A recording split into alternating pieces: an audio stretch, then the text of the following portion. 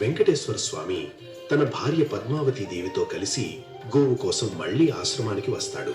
కాని ఆ సమయంలో ఆశ్రమంలో అగస్త్యముని కనిపించడు. అప్పుడు స్వామి అగస్త్యముని శిష్యులతో ఇలా అంటాడు: మీ గురువుగారు నాకు గోవు ఇస్తానని మాట ఇచ్చారు. అందుకే నేను సతి సమేతంగా వచ్చాను. దానికి శిష్యులు, గురువుగారి ఆదేశం లేకుండా మేము గోవును ఇవ్వలేం అని చెబుతారు. దాంతో శ్రీనివాసుడికి చాలా కోపం వచ్చి ఏమీ మాట్లాడకుండా తన కొండ వైపు నడుచుకుంటూ వెళ్ళిపోతాడు. ఈ విషయం తెలుసుకున్న అగస్త్యముని చాలా బాధపడతాడు. వెంటనే ఒక గోవును పట్టుకుని స్వామివారి వెంటే పరిగెడుతూ ఇలా అంటాడు: స్వామి, గోవు ఇందా? స్వామి, గోవు ఇందా? ఇక్కడ గోవు అంటే ఆవు, ఇందా అంటే తీసుకోండి అని అర్థం. కాలక్రమేణా గోవు ఇందా, గోవు ఇందా అన్న పదమే మారుతూ మారుతూ గోవిందా గోవిందాగా మారింది.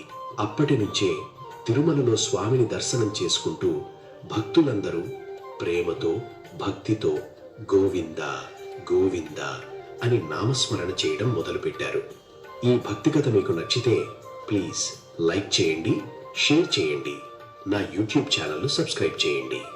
కామెంట్లో అందరూ కలిసి ఒకసారి రాయండి: గోవిందా గోవిందా. శ్రీ వెంకటేశ్వర స్వామి కృప మనందరిపై ఉండాలి.